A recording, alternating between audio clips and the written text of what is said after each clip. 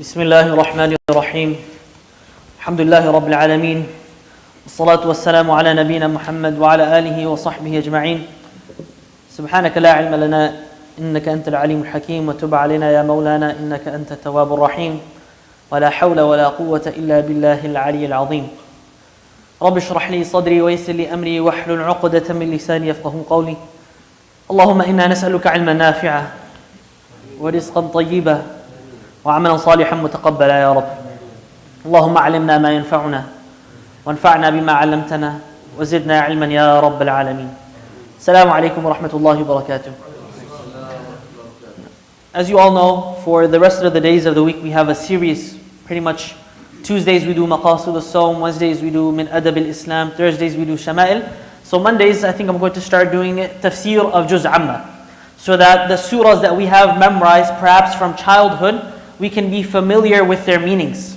If a surah that you repeat ever so often, you should know what you're reading. And one of those surahs is a surah that I read in Salah in the second rak'ah. The Sahaba radiallahu anhum ajma'een, they would never meet nor depart from a majlis except that they reminded each other and they recited one surah. Anybody know the surah? Wal Asr. So if you ever see a scholar ending the majlis and he recites Surah Al-Asr, he's following something that was kept from the Sahaba radiallahu anhum. That you end majalis before saying Assalamu alaikum wa rahmatullahi wa barakatuh and leaving that gathering, you remind each other of Wal Asr. Inna al-insana lafi khusr. Illa alladhina amanu wa amilu salihati wa tawasaw bil haqqi wa tawasaw bil sabr. Imam al-Shafi'i rahimahullah wa radiya anhu, he said, if the ummah were to reflect on just this surah, it would have sufficed them. لَكَفَتْهُمْ لَوَسِعَتْهُمْ. This surah is enough to suffice a Muslim. Because our mission as believers is completely within this short surah. Surah Al-Kawthar is the shortest surah. This is the second shortest surah. So, and subhanAllah, its placement is even very unique as to how it's connected to the surahs before and after. Perhaps we'll discuss that later. Allah subhanahu wa ta'ala, He says, Wal Asr. Let's read the surah first. Bismillahir Rahmanir Rahim. Wal Asr. Innal insana lafi khusr. Illa alladhina amanu wa amilu salihat. وتواصوا بالحق وتواصوا بالصبر. Allah subhanahu wa ta'ala, He swears by Allah subhanahu wa ta'ala. Do we all agree that He is ever magnificent, that He is incredible, that He is great? Yes, we do. And the scholars of tafsir, they mention a principle. If you believe that Allah subhanahu wa ta'ala is ever magnificent and glorious and wonderful, then anything He swears by should be very important then. Right? If He swears by something, Allah subhanahu wa ta'ala, His speech generally is already of so much importance. Now if He swears by something, then it should catch our attention. It should wake us up. It's like an alarm clock. Wal Asr.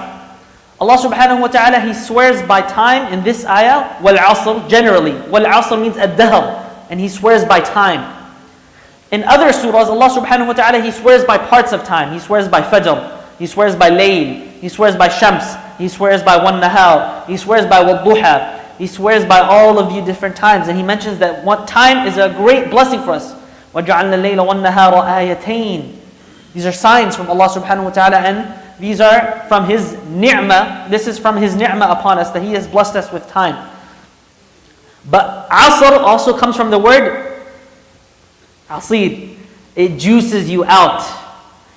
That, Hasan al-Basri, he says, يَبْنَ آدَمْ إِنَّمَا أَنْتَ أَيَّامٍ كُلَّمَا ذَهَبَتْ I forget the, subhanAllah, maqala bil-Arabi. يَبْنَ Adam, O son of Adam, you are but a number of days. Every time a day passes, then a part of you has passed. Many days of our lives have passed. And those days we will never retrieve again. And Asr comes from squeezing. That time is always being squeezed out of us. And that's why Allah subhanahu wa ta'ala, after swearing by time, He says, إِنَّ الْإِنسَانَ لَفِي خُسْرٍ. Indeed, inna, حرف إن al-insan he puts it in ma'rifah, meaning all of insan. Muslim, kafir, woman, man, young, old, insan, lafi khusr. Lam al-muzahlaqa fi harf al-jar, khusr, majroor. Indeed, insan, man is in perpetual loss, constant loss. He didn't say lafil khusr, in loss, in one loss. He said in constant loss. And we are in degrees as to how much people lose. Allah subhanahu wa ta'ala didn't say lafi khusran. Khusran is sighat mubalagha. That means they're in a crazy amount of loss. He just said they're in loss. And people, they fluctuate as to how much they lose. A kafir, he loses much more than a Muslim as to his time. And even between Muslims, some people spend their time more wisely than others. Innal insana lafi khusr. But one thing that you and I have in common is that we are always losing out. We're in a losing battle.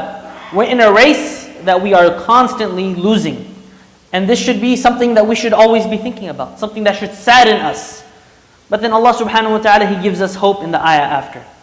إِلَّا الَّذِينَ, except, istithna, الَّذِينَ, ism mawsul, آمَنُوا, those who believe. Those who believe in that concept.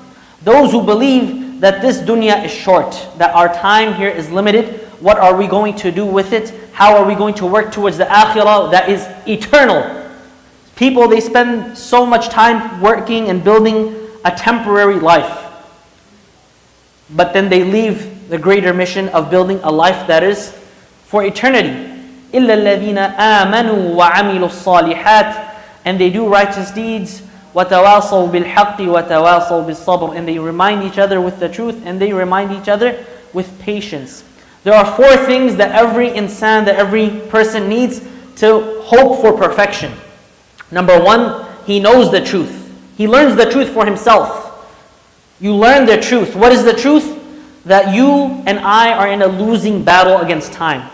Number 2, he does action with it. Al-amal bihi. After knowing the truth, now he works on it.